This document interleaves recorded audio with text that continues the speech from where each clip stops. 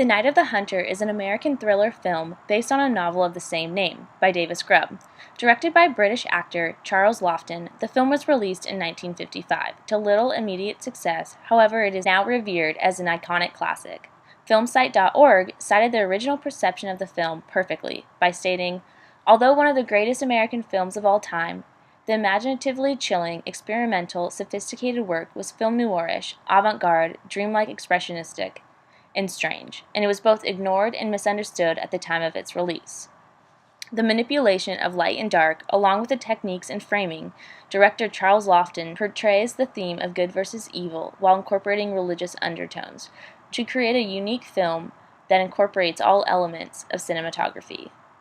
Throughout the film, the theme of good and evil parallels with the manipulation of light and shadow, which helps to draw focus to the contradiction between both pairs. The element of black and white allows for the manipulation of light and shadow, helping to instill a sense of fear. The composition of shadows in particular creates a feeling of suspense that something must be lurking within the darkness.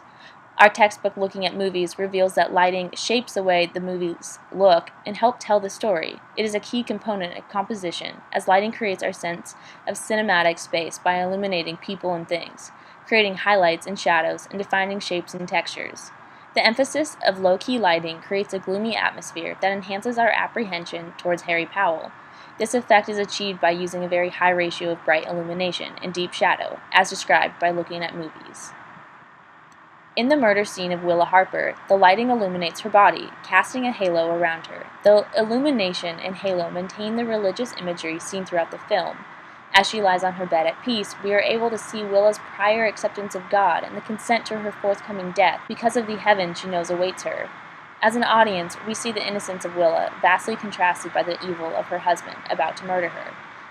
Harry Powell is casted in a shadow, and the use of a long shot encompasses the entire room, which frames the room in a cone shape. The cone shape creates a sharp point at the top that not only accentuates the sharp shadows present in the scene, but also aligns with the reaching upward of Harry Powell before he murders his wife. The tip of the room can be seen as positioning towards God, and Powell, believing that he is doing God's work, seems to be looking up at God, seeking his approval.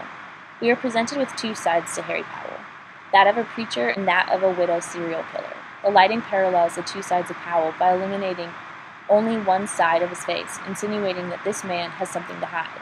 The right side of Powell is usually cast in a shadow, yet additionally, his right hand has the word love tattooed on it. The word hate appears on his left hand, side most commonly illuminated in the film, most likely indicating his inability to show love and only hate. In an iconic scene near the end of the movie, the silhouette of Rachel Cooper depicts her power over Powell, as she holds onto the only lit object in the scene, her gun, whereas Powell is cast into darkness, his left side, again the only part of him we can see. This scene shows an end to the fight of good versus evil and fulfills the film's overarching themes.